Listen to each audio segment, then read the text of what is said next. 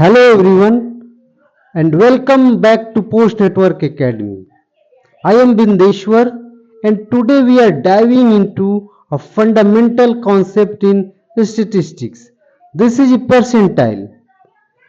Specifically, we will learn how to compute a given percentile from a data set using an example from our data science and AI series.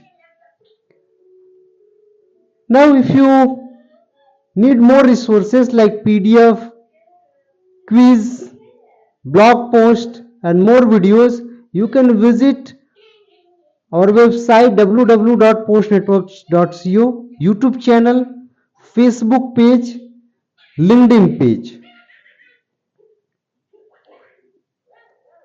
So let's start by understanding the data we have.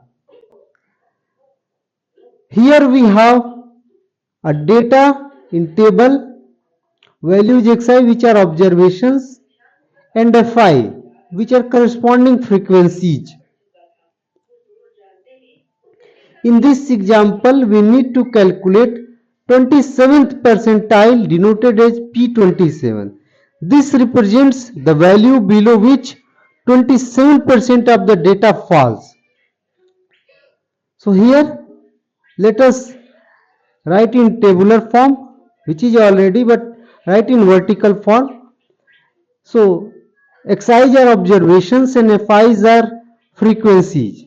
If you add them all, frequencies, so you will get 256. And in the last column we will calculate cumulative frequency. So cumulative frequency is the running total of the frequencies as we move down the table. So here 1, the first one, second is 10 because 9 is added, thereafter we will add 26, so we will get 36, thereafter you will add 59, so you will get 95, and so on. Now again I am reiterating that what are percentiles. So percentile divides data set into 100 equal parts and it helps to analyze data into small chunks and manageable chunks of data. Now how to compute P27? So the same way we will compute what we computed quartiles, deciles. Here one thing that remainder would be 100.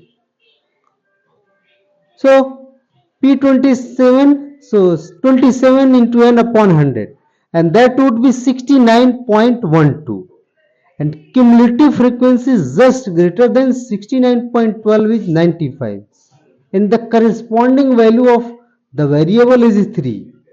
So P27 would be 3, that is the required percentile, 27th percentile, and number of percentiles are 99. So that's how we compute a percentile from frequency data. Percentiles are a powerful tool for understanding data distribution, and this approach is widely used in fields like data science, statistics, and artificial intelligence.